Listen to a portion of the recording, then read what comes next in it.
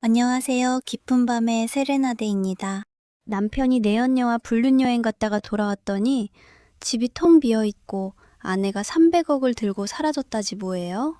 남편이 얼마나 당황했을지 생각만 해도 너무 통쾌해지지 않나요? 과연 아내가 어떻게 300억을 들고 흔적도 없이 사라졌는지 한번 들어보죠. 깊은 밤의 세레나데가 들려줄 오늘 이야기 지금 시작하겠습니다. 인천공항에서 막 돌아온 남편 상훈이 휘파람을 불면서 현관 도어락 비밀번호를 눌렀대요. 문을 열었는데 이상하게도 서늘한 냉기가 훅 끼쳐왔죠. 나 왔어. 남편 출장 갔다 왔으면 사골이라도 고아놓고 버선발로 마중 나와야지. 어디 있어? 그런데 집 안은 기묘할 정도로 고요했대요. 상훈이 거실로 들어서자마자 입에 물고 있던 껌을 바닥에 툭 떨어뜨렸어요. 왜 그랬냐면요. 거실에 있어야 할 소파와 텔레비전은커녕 커튼조차 남김없이 사라져 있었거든요. 마치 처음부터 아무도 살지 않았던 모델하우스처럼 깨끗한 마룻바닥만 반짝이고 있었대요. 뭐야? 대청소라도 하는 거야? 아니 그런데 가구를 다 어디다 치운 거지? 상훈이 안방문을 벌컥 열며 소리쳤지만 안방도 텅 비어 있었죠. 너무 놀라 뒷걸음질 치다가 거실 바닥에 놓인 노란색 서류 봉투를 발견했대요. 봉투 위에는 내 몫인 300억은 회수했다 라고 적힌 포스트잇이 붙어 있었어요. 이게 무슨 개소리야. 이 여자가 노망이 났나? 봉투를 뜯어보니 협의 이혼 신청서와 재산 분할 포기 각서가 들어있지 뭐예요. 심지어 각서 하단에는 상훈의 인감이 이미 찍혀 있었던 거죠. 상훈이 급히 핸드폰을 꺼내 단축번호 1번을 눌렀어요. 지금 거신 번호는 없는 번호이오니 30년 쓴 번호가 없어졌다는 거예요. 다리에 힘이 풀린 상훈이 마룻바닥에 주저앉으며 머리카락을 쥐어뜯었어요. 아니야, 그럴 리가 없어. 엊그제까지만 해도 웃으면서 잘 다녀오라고 했잖아. 떨리는 손으로 급히 은행 앱을 열어 계좌를 확인했어요. 하지만 생활비 통장도 빵원, 마이너스 통장도 막혀 있었죠. 그래, 내 비상금. 내가 따로 챙겨둔 건 못 건드렸겠지? 아내 몰래 생활비를 빼돌려 모아둔 비자금 계좌를 확인했지만 비밀번호 오류만 떴죠. 그제야 그 계좌가 명의명이었다는 걸 깨달았대요. 아! 맞다. 그거 명의명이었지. 아이고, 내 피 같은 5억. 바로 그때 현관 밖에서 쾅쾅 거리는 소리가 들려왔어요. 계세요, 아저씨? 택시비 안 주고 도망가면 어떡해요? 공항에서 타고 온 모범 택시 기사가 요금을 받으러 쫓아온 거였죠. 10만 원하고 톨비까지 12만 원이에요. 상훈이 텅 빈 지갑을 뒤적거리며 사정했지만 기사가 멱살을 잡고 흔들었대요. 결국 손목에 차고 있던 롤렉스 시계를 내밀었는데 기사가 받아들고 코웃음을 쳤어요. 이거 짝퉁이지? 참나, 어디서 약을 팔아? 300억 자산가에서 택시비 때문에 멱살 잡히는 신세가 된 거죠. 참 우습죠. 그렇다면 아내 명의 이야기를 들어볼까요? 석 달 전으로 거슬러 올라가 볼게요. 명희는 안방 화장실에서 수건을 정리하고 있었죠. 열린 문틈으로 남편 상훈이 누군가와 통화하는 소리가 들려왔어요. 야, 걱정하지 마. 그 옆한내는 그냥 내 호구야. 명희의 손이 멈칫했죠. 이번에 땅 보상금 나오면 적당히 꼬셔서 명의 좀 돌려놓고 바로 이혼 도장 찍어야지. 내가 돈 아니면 그 아줌마랑 같이 살겠어? 명희는 들고 있던 수건을 떨어뜨렸지만 비명조차 나오지 않았대요. 철석같이 믿었던 남편의 배신에 얼마나 놀랬겠어요. 드레스룸으로 들어간 명희는 상훈이 생일에 사주었던 싸구려 스카프를 꺼내 가위로 조각조각 잘랐어요. 그래, 그 호구가 사라지면 네가 어떻게 되는지 보여줄게. 상훈이 미란과의 여행을 떠나는 당일 아침이었어요. 여보, 나 골프 모임 잘 다녀올게. 명희가 평소처럼 온화한 미소로 대답했죠. 그래요. 조심해서 다녀와요. 상훈이 엘리베이터를 타고 내려가자마자 명희의 표정이 차갑게 굳어졌어요. 욕실로 들어가 상훈의 칫솔을 쓰레기통에 처박았죠. 더러운 입으로 내 이름 부르지 마. 명희는 거실 벽에 대형 결혼사진 액자를 떼어내 바닥에 뒤집어 놓았어요.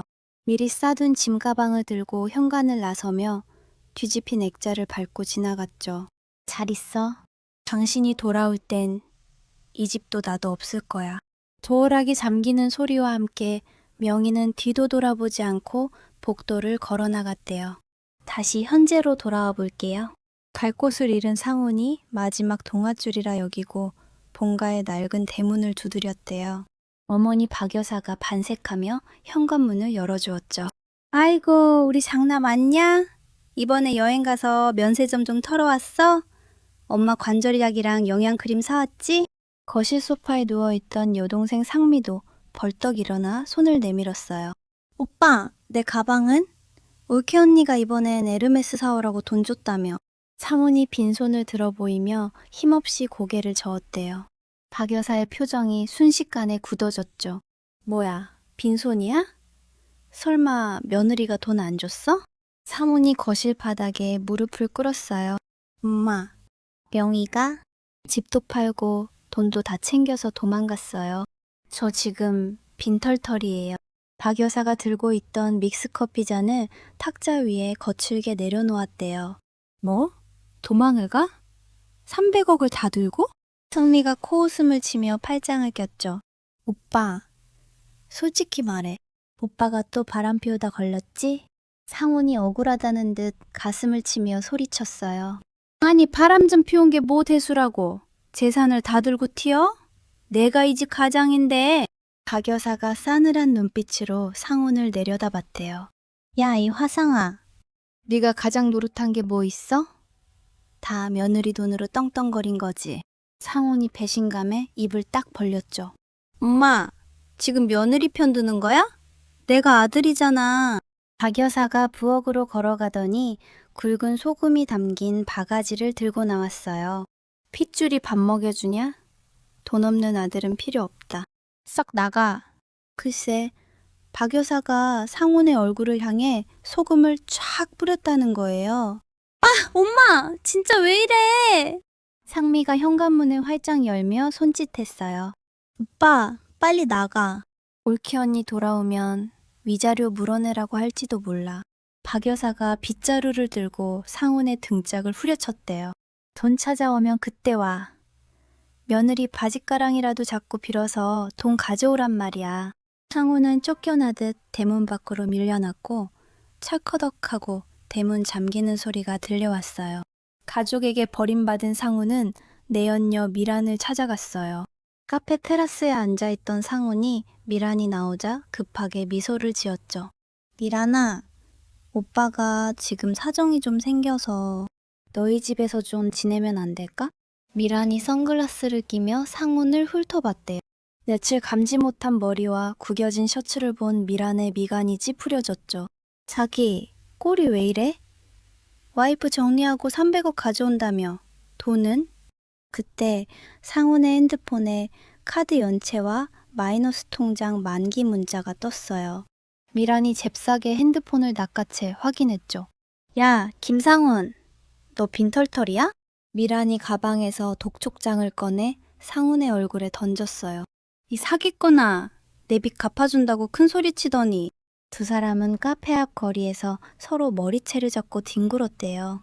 미란이 악을 쓰며 소리쳤어요. 사랑? 개뿔. 너 늙고 배 나온 거 돈 아니면 누가 거들 떠나 봐. 미란이 하이힐 굽으로 상훈의 정강이를 걷어찼죠. 그 명품백도 다 짝퉁이었잖아. 미란은 상훈의 얼굴에 침을 뱉고 네일샵으로 들어가 버렸어요. 해가 지고 어둑어둑해진 거리에서 상훈은 배고픔을 참지 못해 편의점 앞을 서성거렸대요. 주머니엔 한 푼도 없었죠. 편의점 아르바이트생이 유통기한 지난 폐기 도시락을 내놓자 상훈은 그걸 낚아채 골목으로 숨어들었어요. 차갑게 식은 도시락 뚜껑을 열자 딱딱한 밥과 말라 비틀어진 돈가스가 보였죠. 상훈은 허겁지겁 손으로 돈가스를 입에 넣었어요. 내가 어쩌다 이런 걸 먹고 있지? 상훈의 머릿속에 명희가 차려주던 따뜻한 밥상이 떠올랐어요. 갓 지은 쌀밥, 소고기 뭇국, 제철 나물과 생선구이가 차려진 구척 반상이었죠. 명이 밥이 맛있긴 했지. 하지만 그 그리움은 곧 분노로 바뀌었어요. 상훈이 도시락통을 바닥에 내동댕이 쳤죠. 아니지. 이 여자가 나를 배신한 거야. 지는 300억 들고 잘 살면서. 상훈의 눈에 핏발이 섰대요. 감히 나를 배신해? 내가 30년 동안 데리고 살아줬는데. 상훈이 주먹을 불끈 쥐며 일어났죠. 저거 봐. 지구 끝까지 쫓아가서라도 찾아낼 거야. 상훈은 편의점 유리창에 비친 자신의 깨재지한 몰골을 노려봤어요.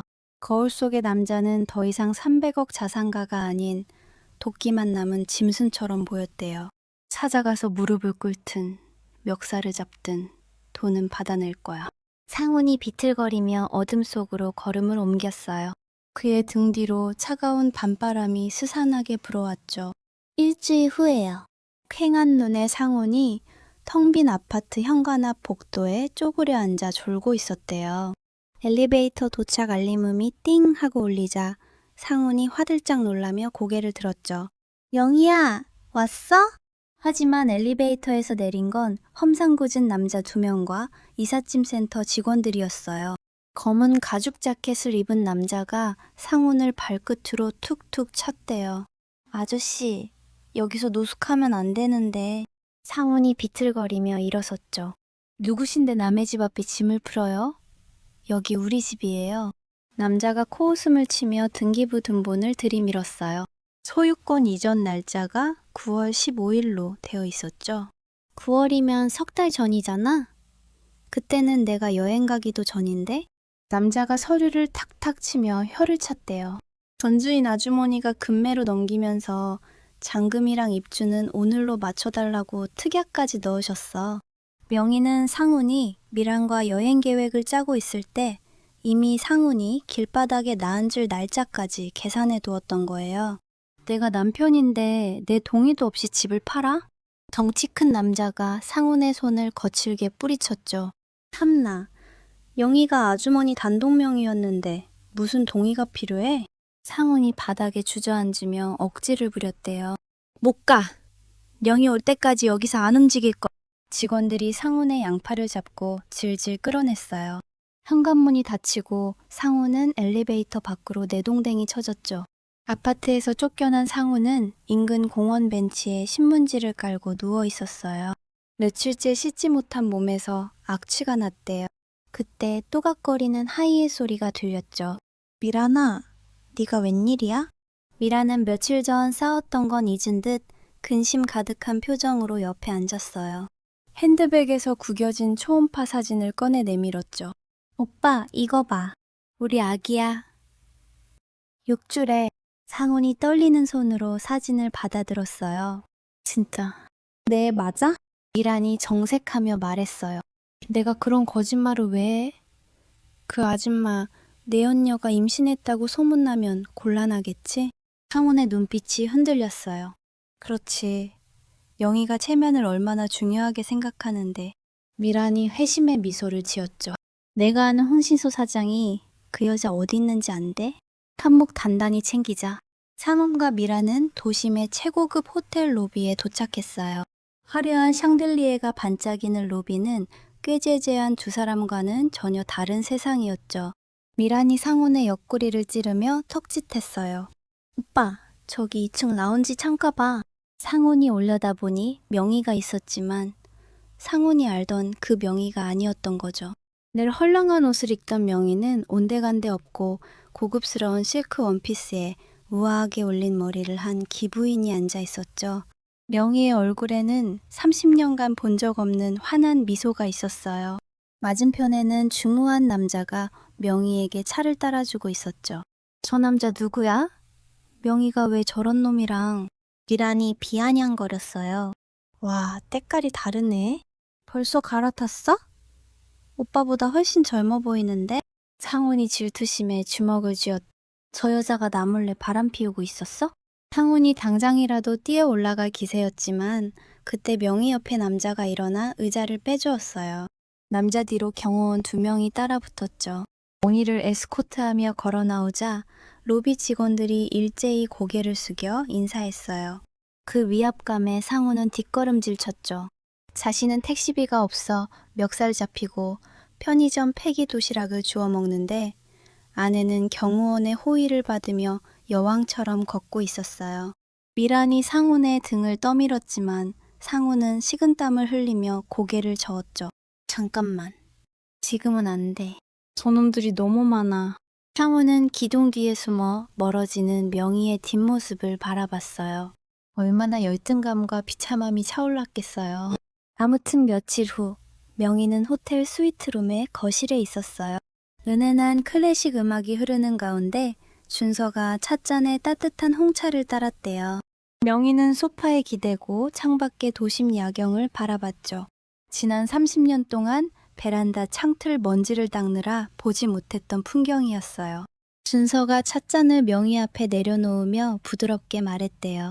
누나, 기억나요? 40년 전 제가 유학비 없어서 공사판 전전할 때 누나가 보내줬던 거? 명희가 씁쓸하게 미소 지었어요. 그게 언제적 얘기니? 넌 그걸 아직도 기억하고 있니? 준서가 명희의 손을 자신의 두 손으로 감쌌죠. 저한테는 생명줄이었어요. 누나는 제 은인이고 제 뮤즈예요. 명희의 눈가가 촉촉해지자 준서가 단호하게 말했대요. 이제 더 이상 숨지 마세요. 누나는 충분히 빛날 자격 있어요.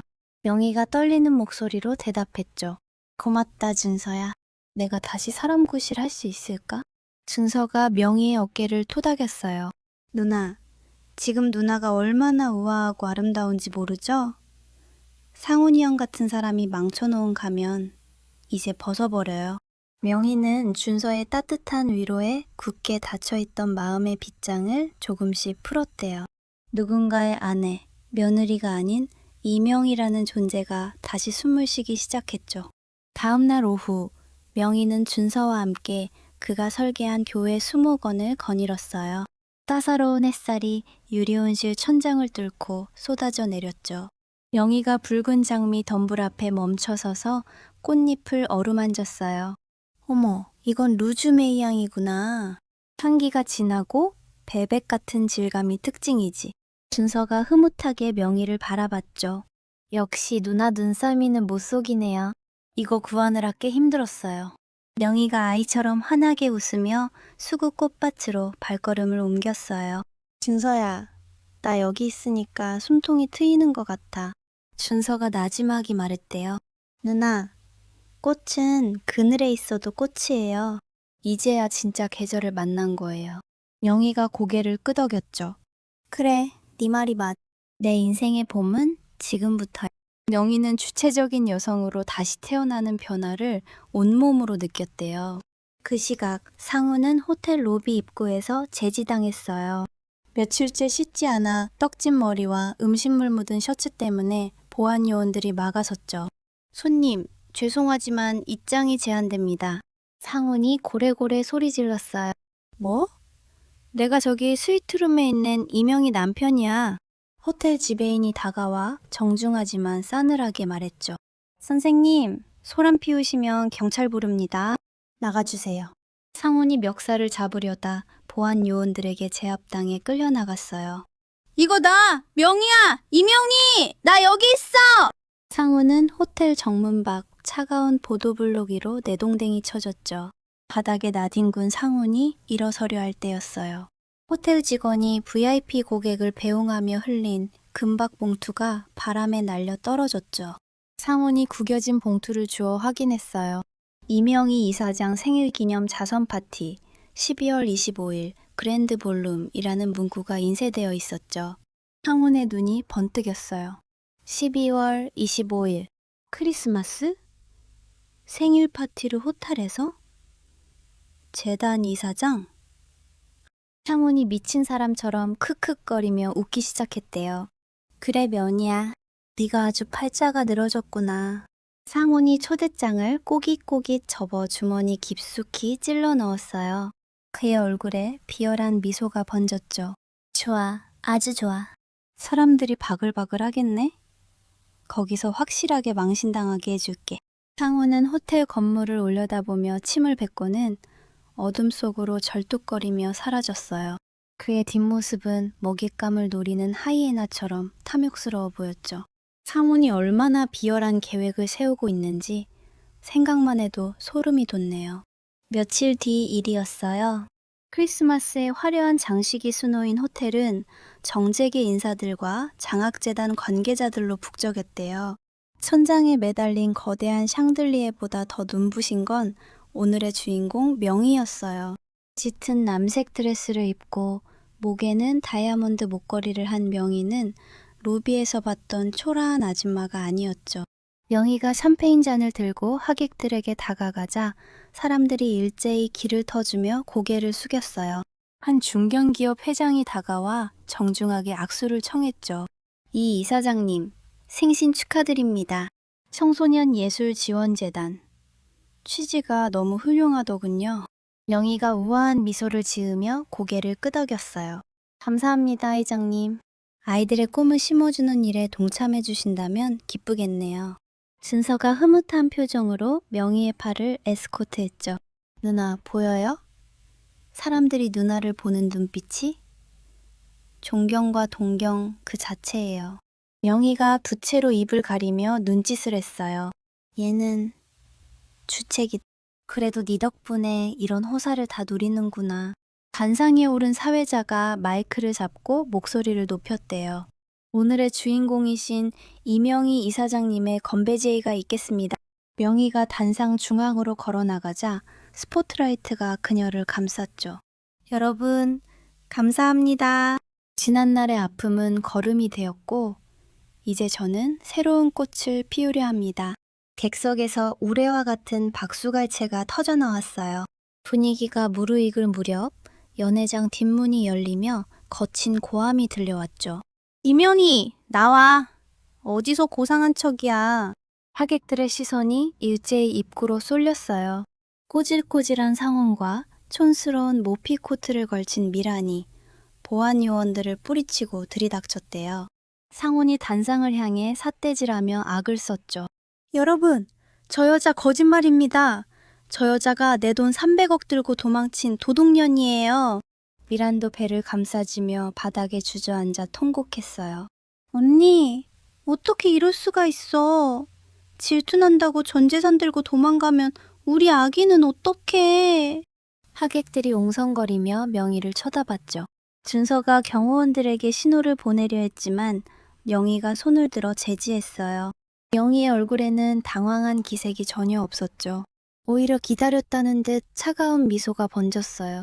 명희가 마이크를 다시 잡고 차분하게 말했죠. 음악 꺼주세요. 그리고 조명도 낮춰주시죠. 연회장이 어두워지자 명희 뒤에 대형 스크린이 밝게 켜졌어요. 사문이 비틀거리며 소리쳤죠. 뭐 하는 거야? 쇼하지 말고 돈 내놔. 내 자식이 배고파서 울고 있단 말이야. 명희가 스크린을 가리키며 말했대요. 자식? 그래, 그 자식 얼굴이나 한번 보자꾸나. 스크린에 미란이 보여줬던 태아 초음파 사진이 크게 띄워졌어요. 그리고 바로 옆에 똑같은 사진 하나가 더 나타났죠. 외국 의학 사이트에 올라온 임신 6주차 태아 예시 사진이었어요. 사진 하단의 날짜와 로고 위치까지 소름 끼치게 똑같았죠. 객석에서 실소가 터져 나왔어요. 뭐야, 인터넷에서 본 사진이네? 사기꾼들이었어? 미란의 얼굴이 사색이 되어 입을 다물지 못했죠. 상훈이 스크린과 미란을 번갈아 보며 눈을 깜빡였어요. 이거 왜 똑같아? 미란아, 너 병원에서 찍은 거라며? 영희가 싸늘하게 웃으며 다음 버튼을 눌렀어요. 화면이 바뀌고 붉은 인주가 선명한 문서가 나타났죠. 신체 포기각서, 채무자 김상훈. 상훈이 헉하고 숨을 들이켰어요. 저게 왜 저기에? 영희가 단상에서 내려와 상훈의 코앞까지 다가갔죠. 또각또각 울리는 구두 소리가 상훈의 심장을 짓누르는 듯 했어요. 명희가 마이크 없이 하지만 모두가 들릴 만큼 또렷하게 말했대요. 김상훈 씨, 당신이 도박빚 갚으려고 사치업자한테 쓴 각서 기억나지? 콩팥이랑 안구까지 담보로 걸었더구나. 상훈이 뒷걸음질 치며 떨리는 목소리로 대답했죠. 그걸 네가 어떻게. 명희가 상훈의 넥타이를 잡아채며 귓가에 속삭였어요. 내가 그 빚 몽땅 샀어. 상훈의 눈동자가 지진이라도 난 듯 흔들렸죠. 뭐라고? 명희가 상훈을 벌레 보듯 밀쳐내며 선언했어. 이제 내 채권자는 깡패들이 아니라 바로 나야. 명희가 빙긋 웃으며 덧붙였지. 넌 이제 내 노예야. 돈 못 갚으면 각서대로 집행할 거니까 각오해. 상훈은 다리에 힘이 풀려 주저앉고 말았어요. 자신이 파놓은 함정에 스스로 빠져버린 꼴이었죠. 상황이 불리해진 걸 깨달은 미란이 슬금슬금 뒷걸음질 쳤어요. 아니, 오빠, 나 급한 일이 생각나서. 나 갈게. 미란이 도망치려 하자 명희가 눈짓하고 보안 요원들이 미란을 가로막았죠. 거기서 사기 및 공갈 미수, 명예훼손으로 경찰 오고 있으니까 조사받고 가야지. 미란이 비명을 지르며 바닥에 주저앉았어요. 살려주세요. 전 시키는 대로 했을 뿐이에요. 상훈이 넋이 나간 표정으로 중얼거렸죠. 미란아, 너 임신 아니었어? 나한테 거짓말한 거야? 하지만 미란은 이미 상훈을 쳐다보지도 않고 고개를 숙이고 있었어요. 보안 요원들이 상훈의 양팔을 잡고 일으켜 세웠죠. 명희가 끌려가는 상훈을 향해 손을 흔들며 우아하게 말했어요. 내 생일 파티에 와줘서 고마워, 전 남편. 덕분에 아주 특별한 이벤트가 됐네. 선물은 그 각서로 퉁칠게. 상훈은 짐승 같은 울부짖음을 토해내며 파티장 밖으로 질질 끌려나갔죠. 이명희! 이건 무효야! 내 돈 내놔! 문이 닫히고 복도가 다시 고요해지자 연회장에는 클래식 음악이 흐르기 시작했어요. 명희가 옷매무새를 다듬으며 하객들을 향해 미소 지었죠. 놀라게 해드려 죄송합니다. 식사가 식겠네요. 편안하게 즐겨주세요. 객석에서는 명희의 완벽한 승리에 대한 찬사와 함께 더 큰 박수가 쏟아져 나왔어요. 우리 명희 씨, 정말 통쾌하지 않나요? 30년의 서름을 단 한 방에 날려버린 거죠. 파티 사건이 있고 한 달 뒤에요. 명희가 머무는 호텔 스위트룸에 초인종이 울렸대요. 인터폰 화면에는 연락을 끊고 살았던 아들 민재가 고개를 푹 숙인 채 서 있었죠. 명희가 문을 열어주자 민재는 신발도 벗지 않은 채 거실로 들어와 바닥에 털썩 무릎을 꿇었어요. 엄마, 살려줘. 아버지가 쓰러졌어. 민재가 명희의 바짓단을 잡고 오열하기 시작했대요. 뇌출혈이래. 지금 당장 수술 안 하면 돌아가신대. 근데 병원비가 없어. 수술비 보증금이 1,000만 원이라는데 나랑 지훈이랑 가진 게 하나도 없잖아. 명희는 발밑에서 울고 있는 아들을 무표정한 얼굴로 내려다봤어요. 30년 전 명희가 산후조리도 못하고 등에 업어 키운 아들이었죠. 하지만 명희의 눈에 들어온 건 그의 손목에 채워진 최신형 스마트워치와 명품 운동화였어요. 명희가 차갑게 물었죠. 그래서? 나보고 어쩌라는 거니? 민재가 고개를 번쩍 들며 콧물을 훌쩍였어요. 어쩌라니? 엄마 남편이잖아. 내 아빠잖아. 사람 목숨이 달렸는데 돈이 문제야? 명희가 헛웃음을 지으며 소파에 앉았대요. 너 지난번 파티 때 네 아버지랑 짝짝꿍해서 나 망신 주려고 했었지? 민재가 눈동자를 굴리며 변명했어요. 그건 아버지가 시켜서. 엄마, 제발. 나 빚쟁이들한테 시달리는 거 알잖아. 명희는 찻잔을 들어 천천히 한 모금 마셨죠. 민재의 눈빛이 명희의 지갑이 놓인 테이블 쪽을 힐끔거리는 걸 명희는 놓치지 않았어요.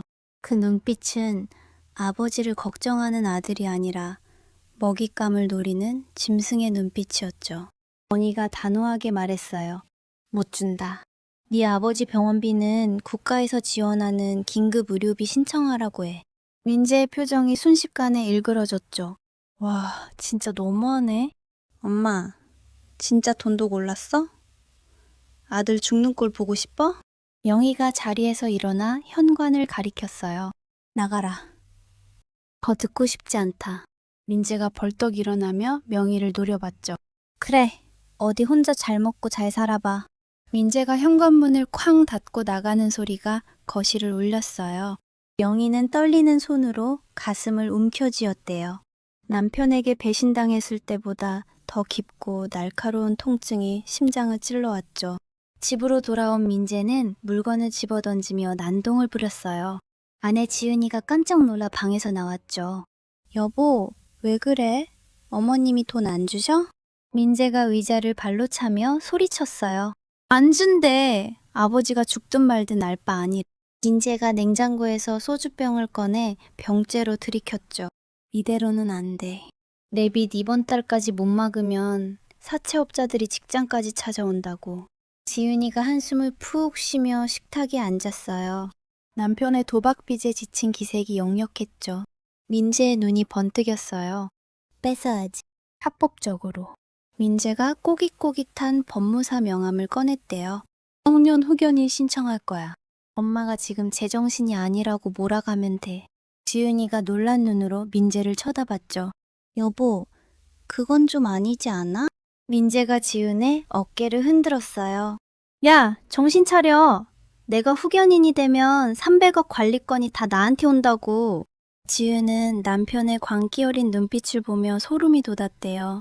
다음날 오후, 명희가 호텔 로비 라운지에서 책을 읽고 있을 때였어요. 건장한 남자 3명이 구급대원 복장을 하고 다가왔죠. 뒤로 민재와 지은이가 따라왔어요. 사설 구급대원이 명희의 팔을 거칠게 잡으며 말했대요. 이면희 환자분 되시죠? 보호자 요청으로 이송하겠습니다. 명희가 당황하며 팔을 뿌리쳤어요. 뭐예요? 당신들 누구야? 민재가 슬픈 표정을 연기하며 다가왔죠. 엄마, 제발 이러지 마. 병원 가서 검사만 받자. 엄마, 요즘 이상하잖아. 명희가 기가 막힌 표정으로 민재를 쏘아봤어요. 내가 미쳤다고? 멀쩡한 사람을 정신병자로 몰아? 구급대원들이 명희의 양쪽 팔을 절박하듯 잡고 억지로 일으켜 세웠죠. 환자분, 협조 안 하시면 진정제 투여합니다. 호텔 직원들이 달려왔지만 민재가 가족관계 증명서와 응급 입원 동의서를 들이밀며 막아섰어요. 명희가 끌려가지 않으려고 발버둥 쳤죠. 이거 놔! 이거 범죄야! 사람 살려! 바로 그때였어요. 당장 그 손 놓으세요. 로비 입구에서 준서가 경찰관 2명과 변호인단을 대동하고 나타났죠. 준서의 목소리가 로비를 쩌렁쩌렁 울렸어요. 구급대원들이 멈칫하는 사이 경찰관들이 달려들어 명희를 떼어냈죠. 민재가 당황하며 소리쳤어요. 당신 뭐야? 남의 가족이를 왜 끼어들어? 준서가 싸늘한 표정으로 서류 뭉치를 민재의 얼굴에 던졌대요. 여기 대학병원 정신건강의학과 전문의 소견서다. 이명희님은 인지능력에 아무런 문제가 없다는 증명서야. 변호사가 나서서 경고했죠. 김인재 씨, 허위사실 유포에 의한 명예훼손, 존속 감금 미수 혐의로 현행범 체포 요청하겠습니다. 민재가 얼굴이 하얗게 질려 뒷걸음질 쳤어요. 준서가 핸드폰을 꺼내 재생 버튼을 눌렀죠. 스피커를 통해 민재의 목소리가 울려 퍼졌어요. 엄마, 정신병원에만 쳐넣으면 300억 다 우리 거야. 아버지는 시설에 맡겨버리고 우리는 돈 챙겨서 이민 가자. 민재가 지은을 쳐다봤죠. 너 이거 녹음했어? 지은이 차가운 눈빛으로 민재를 바라보며 입을 굳게 다물었어요. 준서가 명희를 부축하며 말했대요. 누나, 들었어요? 이게 누나가 목숨 바쳐 키운 아들의 진심이에요. 명희의 눈에서 눈물이 주르륵 흘러내렸어요. 그건 슬픔이 아니라 마지막 미련이 씻겨내려가는 이별의 눈물이었죠. 명희가 떨리는 목소리로 하지만 단호하게 말했대요. 민재야, 내 아들 김민재는 오늘 죽었다. 민재는 다리에 힘이 풀려 주저앉고 말았어요. 호텔 스위트룸의 응접실이에요. 명희가 변호사가 내민 두툼한 서류 뭉치에 만년필로 서명을 하고 있었대요. 사각거리는 펜쪽 소리만이 적막한 방안을 채웠죠. 마지막 장의 서명을 마친 명희가 만년필 뚜껑을 딱 소리나게 닫으며 서류를 건넸어요. 접수해주세요. 하나도 빠짐없이. 변호사가 조심스럽게 물었죠. 이사장님, 정말 괜찮으시겠습니까? 아드님과 며느님 명의로 된 전세 보증금, 사업장 보증금까지 전부 가압류 들어가는 겁니다. 명희가 찻잔을 들어 입술을 적시며 담담하게 대답했어요. 괜찮고 말고요. 자식 농사 망쳤으면 밭이라도 갈아엎어야지. 그 돈 내 노후자금 털어서 해준 거였어요. 명희가 탁자 위에 놓인 유언장 초안을 가리켰죠. 유언장 공증도 바로 진행하세요. 내 사후 모든 재산은 사회에 환원하고 일부는 준서 씨가 운영하는 재단에 기탁합니다. 변호사가 고개를 숙여 예를 표하고 방을 나갔어요. 그 시각 민재는 편의점 ATM 기기 앞에서 식은땀을 흘리고 있었대요. 화면에 뜬 거래 불가, 지급정지 계좌라는 붉은 문구가 그의 눈을 찔렀죠. 아니 이게 왜 안 돼? 잔고가 있는데. 민재가 은행 고객센터에 전화를 걸었어요. 고객님, 해당 계좌는 채권 가압류 결정으로 인해 출금이 전면 통제되었습니다. 채권자는 이 명희님이시네요. 민재의 핸드폰이 바닥에 떨어졌죠. 엄마가 내 돈을 묶었어? 그때 지은의 문자가 도착했어요. 오빠, 큰일 났어. 집에 법원 집행관들이 왔어. TV랑 냉장고에 빨간 딱지 붙이고 난리야. 민재는 주저앉으며 머리를 감싸쥐었대요. 아버지가 겪었던 그 지옥 같은 상황이 이제 자신에게 재현되고 있었죠. 다음날 명희는 민재와 지은을 호텔로 호출했어요. 두 사람은 하루 만에 10년은 늙은 듯한 초췌한 몰골로 명희 앞에 섰죠. 민재가 바닥에 엎드렸어요. 엄마, 잘못했어. 제발 딱지 좀 떼줘. 지은이랑 애가 찜질방에서 자게 생겼어. 명희는 소파에 다리를 꼬고 앉아 싸늘하게 내려다봤죠. 누가 네 엄마니? 우린 이제 채권자와 채무자 관계일 뿐이다. 3억 5천.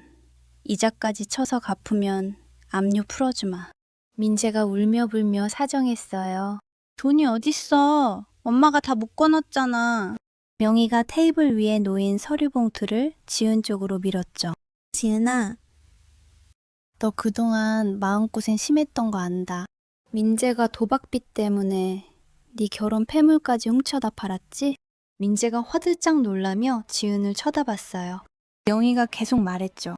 내가 너한테 주는 마지막 제안이다. 이혼해라. 네 친정빚까지 갚아주고 아파트도 마련해줄게.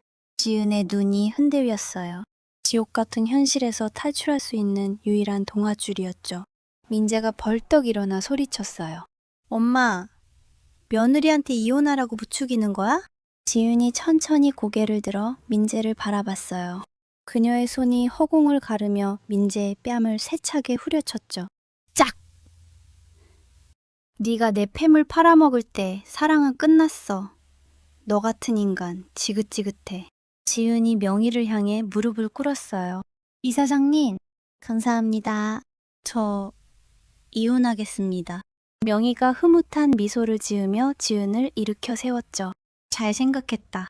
똥차는 폐차장에 보내고 넌 네 인생 살아라.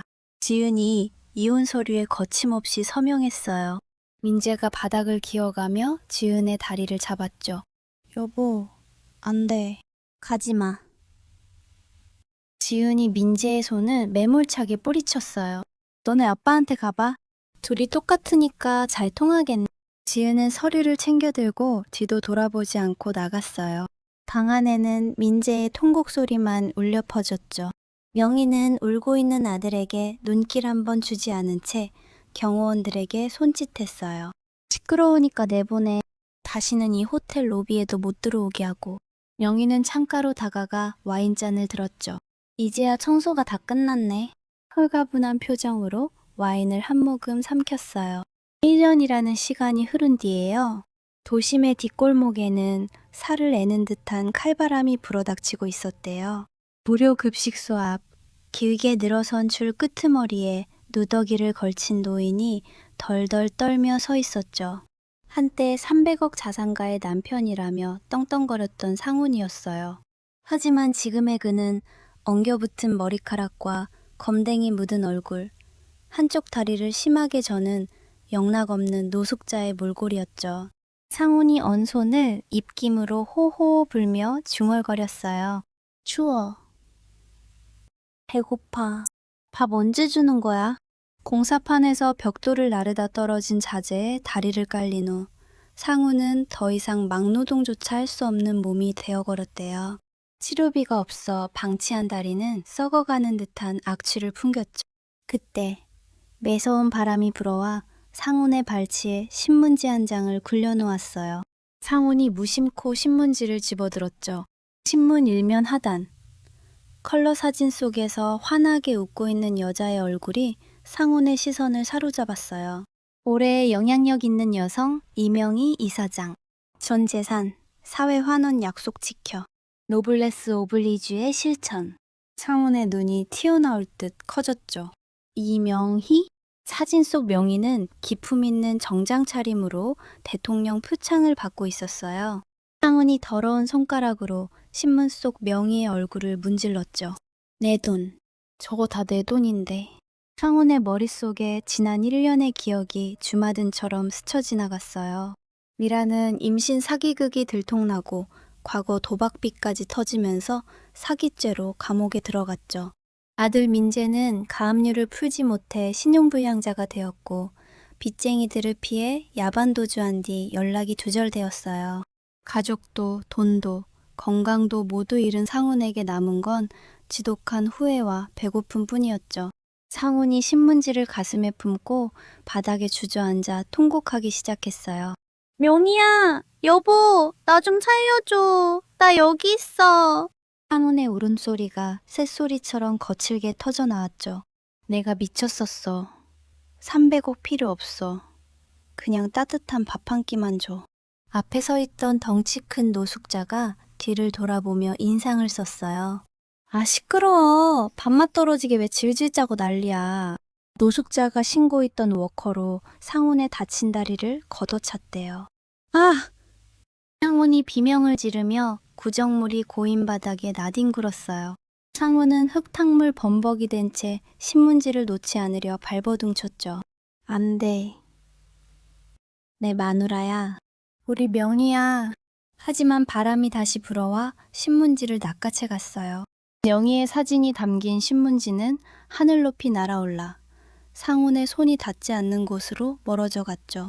상훈은 허공에 손을 뻗으며 짐승처럼 울부짖었어요. 그의 처절한 울음소리는 차가운 겨울바람 속에 힘없이 흩어졌죠. 몇 달 후 남태평양의 프라이빗 비치가 펼쳐졌어요. 에메랄드빛 바다 위에는 하얀 요트 한 척이 그림처럼 떠 있었죠.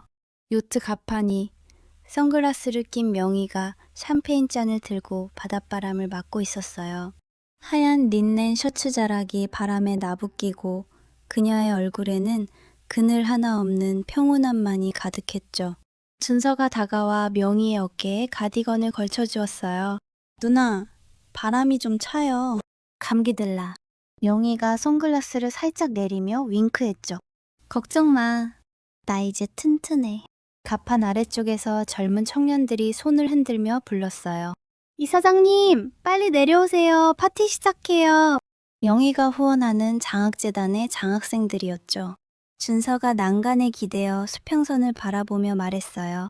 누나, 행복해요? 명희가 샴페인을 한 모금 마시고 먼 바다를 응시했죠. 행복이라.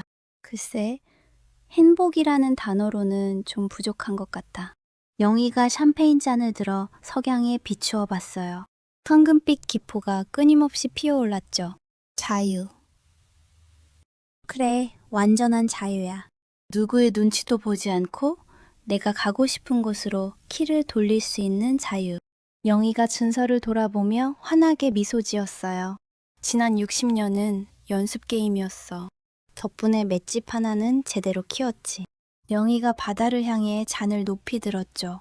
내 인생의 본 게임은 바로 지금부터야. 준서가 자신의 잔을 명희의 잔에 부딪혔어요. 챙! 축하해요, 캡틴. 당신의 항해를 영원히 응원할게요. 명희가 호탕하게 웃었죠. 꽉 잡아. 험한 파도가 와도 끄떡 없을 테니까. 명희의 웃음소리가 갈매기 소리와 함께 드넓은 바다로 퍼져나갔어요. 마치 낡은 껍질을 깨고 나와 비상하는 한 마리의 새처럼 자유롭고 위풍당당해 보였어요. 오늘 들려드린 이야기 어떠셨나요? 30년을 헌신했지만 배신으로 돌아온 명희의 통쾌한 복수극이었는데요. 탐욕에 눈이 멀어 소중한 가치를 저버린 상훈의 비참한 말로를 보며 인과응보라는 진리를 다시금 깨닫게 됩니다. 최고의 복수는 보란듯이 잘 사는 것이라고 하죠. 여러분의 인생에도 명희처럼 자유와 행복이 가득하기를 응원합니다. 이야기를 끝까지 들어주신 분이 계시다면 잘 들었다고 댓글 하나만 남겨주세요. 감사합니다.